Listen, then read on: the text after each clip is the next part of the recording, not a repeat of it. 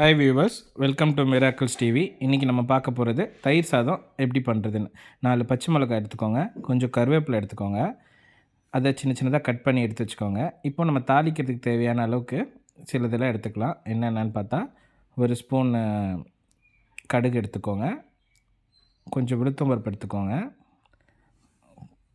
1/4 teaspoon ஜீரகம் எடுத்துக்கோங்க. எண்ணெயில் நல்லா கொதிக்க விட்டு நல்லா வருங்க. இப்போ நம்ம கட் பண்ணி வச்சுருக்க கருவேப்பிலையும் பச்சை மிளகாவையும் எடுத்து மிக்ஸ் பண்ணுங்கள். பண்ணிவிட்டு கொஞ்சம் நாழி தாளிக்குங்க. அதை கொஞ்சோண்டு பெருங்காயத்தூள் ஆட் பண்ணிக்கோங்க. இப்போது நான் இப்போ 2 தயிர் பாக்கெட்டு 10 ருபீஸ் பாக்கெட் எடுத்துருக்கேன். எடுத்து அதை அதில் கட் பண்ணி ஊற்றிக்கிட்டு நல்லா மிக்ஸ் பண்ணிக்கிறேன். ஸோ நமக்கு இப்போது தாளிப்பு ரெடி. இந்த தாளிப்பை எடுத்து வச்சுக்கிட்டு கொஞ்சம் நமக்கு தேவையான அளவுக்கு உப்பு ஆட் பண்ணிக்கோங்க. ஸோ நமக்கு தாளிப்பு ரெடி. ரைஸ் வச்சு எடுத்துக்கோங்க குக்கரில். ஸோ எடுத்துக்கிட்டு அதை எடுத்து அந்த ரைஸில் இப்போ நம்ம தாளித்ததையும் மிக்ஸ் பண்ணால் இப்போ நம்ம பண்ணுற மாதிரி நமக்கு சுவையான தயிர் சாதம் ரெடி.